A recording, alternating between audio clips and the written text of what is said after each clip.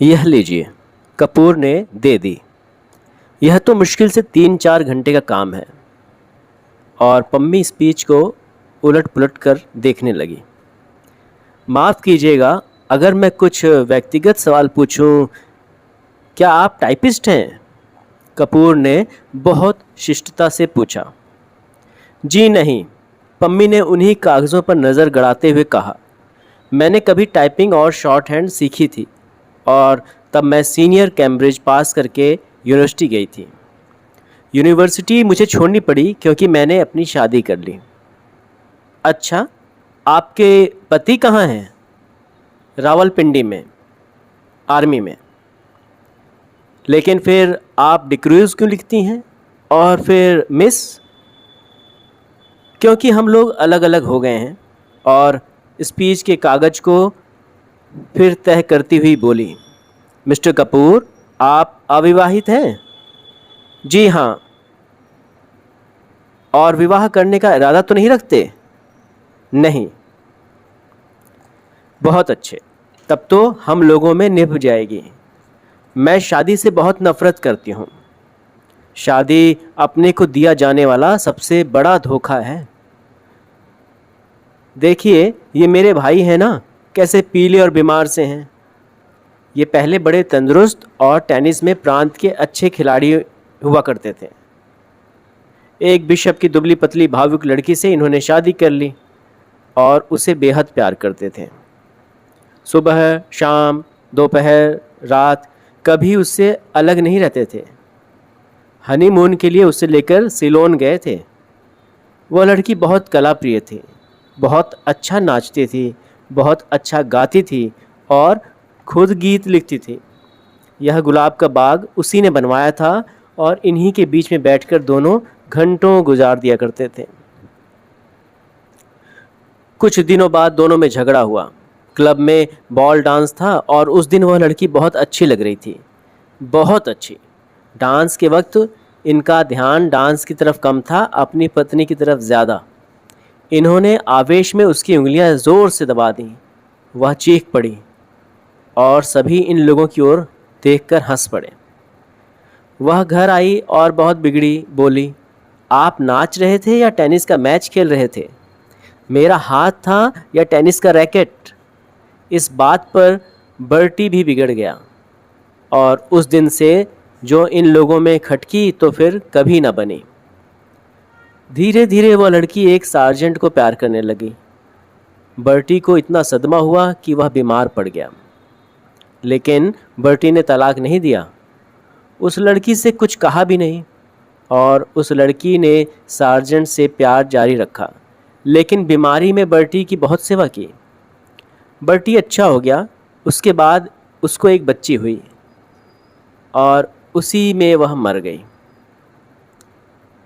हालांकि हम लोग सब जानते हैं कि वह बच्ची उस सार्जेंट की थी, लेकिन बर्टी को यकीन नहीं होता कि वह सार्जेंट को प्यार करती थी। वह कहता है, यह दूसरे को प्यार करती होती तो मेरी इतनी सेवा कैसे कर सकती थी भला। उस बच्ची का नाम बर्टी ने रोज़ रखा और उसे लेकर दिन भर उन्हीं गुलाब के पेड़ों के बागीचे में बैठा करता था, जैसे अपनी पत्नी को लेकर बैठता था। 2 साल बाद बच्ची को सांप ने काट लिया, वह मर गई और तब से बर्टी का दिमाग ठीक नहीं रहता। खैर, जाने दीजिए, आइए अपना काम शुरू करें। चलिए अंदर के स्टडी रूम में चलते हैं। चलिए, चंदर बोला और पम्मी के पीछे पीछे चल दिया। मकान बहुत बड़ा था और पुराने अंग्रेज़ों के ढंग पर सजा हुआ था। बाहर से जितना पुराना और गंदा नज़र आता था, अंदर से उतना ही आलीशान और सुथरा। ईस्ट इंडिया कंपनी के ज़माने की छाप थी। यहाँ तक कि बिजली लगने के बावजूद अंदर पुराने बड़े बड़े हाथ से खींचे जाने वाले पंखे लगे थे। 2 कमरों को पार करके वे लोग स्टडी रूम में पहुँचे। बड़ा कमरा जिसमें चारों तरफ अलमारियाँ थीं और वो अलमारियाँ किताबों से सजी हुई थीं। 4 कोनों में 4 मेज़ें लगी हुई थीं, जिनमें कुछ बस्ट और कुछ तस्वीरें स्टैंड के सहारे रखी हुई। एक अलमारी में नीचे खाने में टाइपराइटर रखा था। पम्मी ने बिजली जला दी और टाइपराइटर खोलकर साफ करने लगी। चंदर घूमकर किताबें देखने लगा। एक कोने में कुछ मराठी किताबें भी रखी थीं। उसे बड़ा ताज्जुब हुआ। अच्छा पम्मी, ओह माफ़ कीजिएगा मिस डिक्रूज़। नहीं, आप मुझे पम्मी पुकार सकते हैं, मुझे यही नाम अच्छा लगता है। हाँ, क्या पूछ रहे थे आप? क्या आप मराठी भी जानती हैं? नहीं, मैं तो नहीं, मेरी नानी जी जानती थीं। क्या आपको डॉक्टर शुक्ला ने हम लोगों के बारे में कुछ नहीं बताया? नहीं, कपूर ने कहा। अच्छा, ताज्जुब है, पम्मी बोली। आपने ट्रिनाली डिक्रूज़ का नाम सुना है ना? हाँ हाँ, डिक्रूज़, जिन्होंने कौशाम्बी में खुदाई करवाई थी, वह तो बहुत बड़े पुरातत्ववेत्ता थे, कपूर ने कहा। हाँ वही, वह मेरे सगे नाना थे और वह अंग्रेज नहीं थे, मराठा थे, और उन्होंने मेरी नानी से शादी की थी जो एक कश्मीरी ईसाई महिला थी। उनके कारण भारत में उन्हें ईसाईयत अपनानी पड़ी। यह मेरे नाना का ही मकान है और अब हम लोगों को मिल गया है। डॉक्टर शुक्ला के दोस्त मिस्टर श्रीवास्तव बैरिस्टर हैं ना, वे हमारे ख़ानदान के अटर्नी थे। उन्होंने और डॉक्टर शुक्ला ने ही यह जायदाद में हमें दिलवाई है। लीजिए, मशीन तो ठीक हो गई। उसने टाइपराइटर में कार्बन और कागज़ लगाकर कहा, लाइए निबंध। इसके बाद घंटे भर तक टाइपराइटर रुका नहीं। कपूर ने देखा कि यह लड़की जो व्यवहार में इतनी सरल और स्पष्ट है, फैशन में इतनी नाजुक और शौकीन है, काम करने में उतनी ही मेहनती और तेज भी है। उसकी उंगलियां मशीन की तरह चल रही थीं और तेज इतनी कि 1 घंटा में उसने लगभग आधी पांडुलिपि टाइप कर डाली। ठीक 1 घंटे के बाद उसने टाइपराइटर बंद कर दिया। बगल में बैठे हुए कपूर की ओर झुककर कहा, अब थोड़ी देर आराम, और अपनी उंगलियां चटकाने लगी। इसके बाद वह कुर्सी खिसकाकर उठी और एक भरपूर अंगड़ाई ली। उसका अंग अंग धनुष की तरह झुक गया। उसके बाद कपूर के कंधे पर बेतकल्लुफ़ी से हाथ रखकर बोली, क्यों, एक प्याला चाय मंगवाई जाए? मैं तो पी चुका हूँ, लेकिन मुझसे तो काम होने से रहा अब बिना चाय के, पम्मी एक अल्हड़ बच्ची की तरह बोली और अंदर चली गई। कपूर ने टाइप किए हुए कागज़ उठाए और कलम निकालकर उनकी गलतियां सुधारने लगा। चाय पीकर थोड़ी देर में पम्मी वापस आई और बैठ गई। उसने एक सिगरेट केस कपूर को सामने दिया। धन्यवाद, मैं सिगरेट नहीं पीता। अच्छा, ताज्जुब है, आपकी इजाज़त हो तो मैं सिगरेट पी लूँ? क्या आप सिगरेट पीती हैं? छी, पता नहीं क्यों औरतों का सिगरेट पीना मुझे बिल्कुल ही नापसंद है। मेरी तो मजबूरी है मिस्टर कपूर, मैं यहाँ के समाज में मिलती जुलती नहीं। अपने विवाह और अपने तलाक के बाद मुझे एंग्लो इंडियन समाज से नफ़रत हो गया है। मैं अपने दिल से हिंदुस्तानी हूँ, लेकिन हिंदुस्तानियों से घुलना मिलना हमारे लिए संभव नहीं। घर में अकेले रहती हूँ, सिगरेट और चाय से तबीयत बदल जाती है। किताबों का मुझे शौक़ नहीं। तलाक के बाद आपने पढ़ाई जारी क्यों नहीं रखी? कपूर ने पूछा। मैंने कहा ना कि किताबों का मुझे शौक़ नहीं बिल्कुल, पम्मी बोली, और मैं अपने को आदमियों में घुलने मिलने के लायक नहीं पाती। तलाक के बाद साल भर तक मैं अपने घर में बंद रही। मैं और बर्टी, सिर्फ बर्टी से बात करने का मौका मिला। बर्टी मेरा भाई, वह भी बीमार और बूढ़ा। कहीं कोई तकल्लुफ़ की गुंजाइश नहीं। अब मैं हर एक से बेतकल्लुफ़ी से बात करती हूँ तो कुछ लोग मुझे हंसी मजाक में लेते हैं, कुछ लोग मुझे सभ्य समाज के लायक नहीं समझते, कुछ लोग उसका गलत मतलब निकालते हैं। इसलिए मैंने अपने को अपने बंगले में ही कैद कर लिया है। अब आप ही हैं। आज पहली बार मैंने आपको देखा। मैं समझी ही नहीं कि आपसे कितना दुराव रखना चाहिए। अगर आप भले मानस ना हों तो आप इसका गलत मतलब निकाल सकते हैं। अगर यही बात हो तो, कपूर हंसकर बोला, संभव है कि मैं भले मानस बनने के बजाय गलत मतलब निकालना ज़्यादा पसंद करूं। तो संभव है मैं मजबूर होकर आपसे भी न मिलूं, पम्मी गंभीरता से बोली। नहीं मिस डिक्रूज, नहीं, आप पम्मी कहिए, डिक्रूज नहीं। पम्मी सही, आप गलत न समझें, मैं मजाक कर रहा था, कपूर बोला। उसने इतनी देर में समझ लिया था कि साधारण ईसाई छोकरी नहीं है। इतने में बर्टी लड़खड़ाता हुआ हाथ में धूल सना खुरपा लिए आया और चुपचाप खड़ा हो गया और अपनी धुंधली पीली आंखों से एकटक कपूर को देखने लगा। कपूर ने एक कुर्सी खिसका दी और कहा, आइए।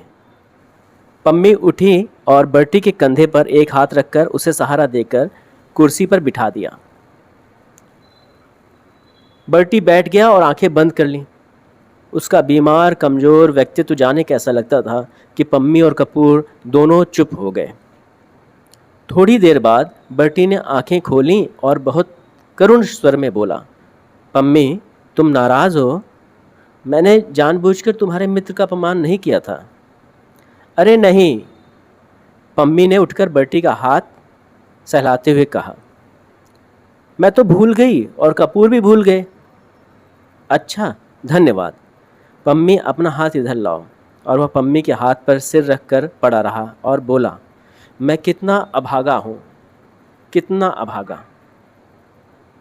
अच्छा पम्मी, कल रात को तुमने सुना था? वह आई थी और पूछ रही थी, बर्टी, तुम्हारी तबीयत अब ठीक है? मैंने झट अपनी आंखें ढक लीं कि कहीं आँख का पीलापन ना देख ले।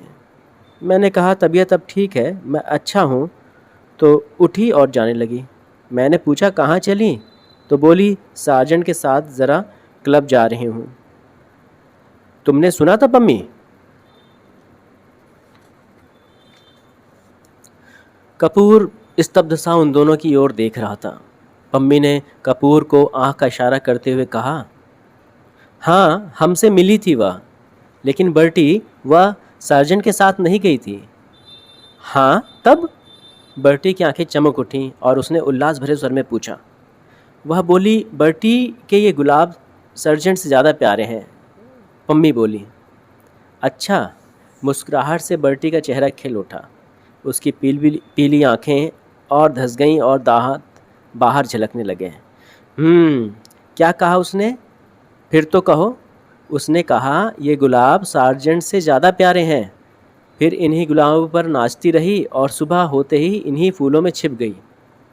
तुम्हें सुबह किसी फूल में तो नहीं मिली? तुम्हें तो किसी फूल में नहीं मिली? बर्टी ने बच्चों के से भोलेपन के साथ पूछा। चंदर चौंक उठा। पम्मी और बर्टी की इन बातों पर उसका मन बेहद भर आया। बर्टी की मुस्कुराहट पर उसकी नसें थरथरा उठी थीं। नहीं, मैंने तो नहीं देखा था, चंदर ने कहा। बर्टी ने फिर मायूसी से सिर झुका लिया और आंखें बंद कर ली और कराहती हुई आवाज़ में बोला, जिस फूल में वह छिप गई थी उसी को किसी ने चुरा लिया होगा। फिर सहसा वह तनकर खड़ा हो गया और पुचकारते हुए बोला, जाने कौन ये फूल चुराता है। अगर मुझे एक बार मिल जाए तो मैं उसका खून ऐसे पी लूँ। उसने हाथ की उंगली काटते हुए कहा और उठकर लड़खड़ाता हुआ चला गया। वातावरण इतना भारी हो गया था कि फिर पम्मी और कपूर ने कोई बात नहीं की। पम्मी ने चुपचाप टाइप करना शुरू किया और कपूर चुपचाप बर्टी की बातें सोचता रहा।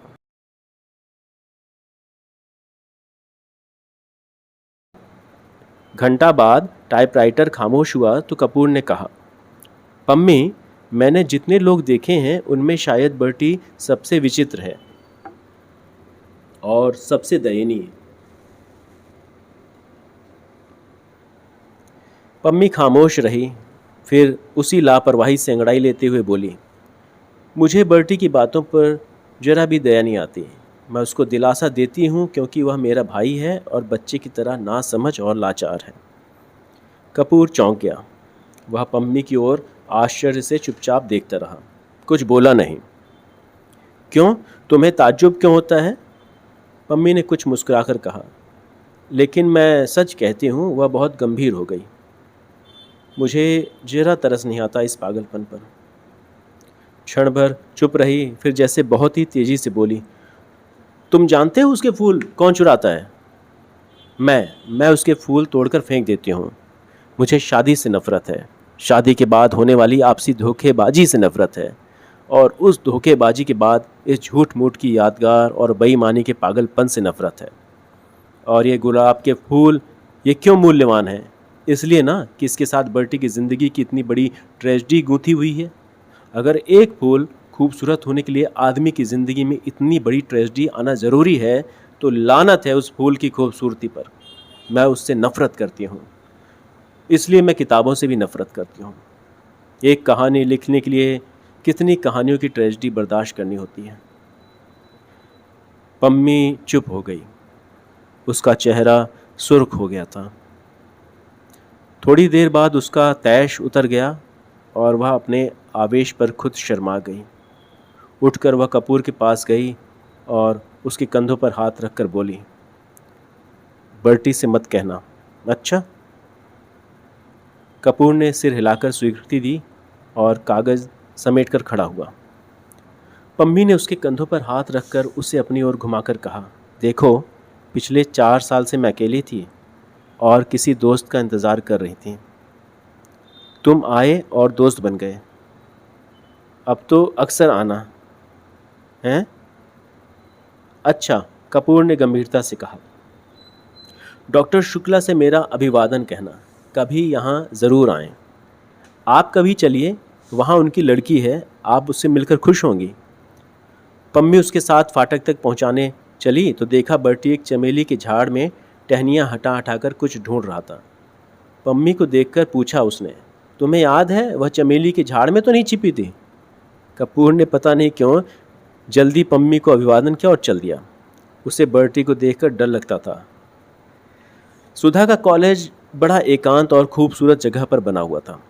दोनों ओर ऊंची सी मेड़ और बीच में से कंकड़ की एक खूबसूरत घुमावदार सड़क। दाईं ओर चने और गेहूं के खेत, बेर और शहतूत के झाड़, और बाईं ओर ऊंचे ऊंचे टीले और ताड़ के लंबे लंबे पेड़। शहर से काफ़ी बाहर देहात का सा नज़ारा था और इतना शांत वातावरण लगता था कि यहाँ कोई उतल पुतल, कोई शोरगुल है ही नहीं। जगह इतनी हरी भरी कि दर्जों कमरे के पीछे ही महुआ चूता था और लंबी लंबी घास की दोपहरिया के नीले फूलों की जंगली लतारें उलझी रहती थीं। और इसी वातावरण में अगर किसी पर सबसे ज़्यादा प्रभाव डाला तो वह थी गेसु। उसे अच्छी तरह मालूम था कि बांस के झाड़ के पीछे किस चीज़ के फूल हैं। पुराने पीपल पर गिलोय की लतर चढ़ी है और करौंदे के झाड़ के पीछे एक शाही की मांद है। नागफनी की झाड़ी के पास एक बार उसने एक लोमड़ी भी देखी थी। शहर के एक मशहूर रईस साबिर हुसैन काज़मी की वह सबसे बड़ी लड़की थी।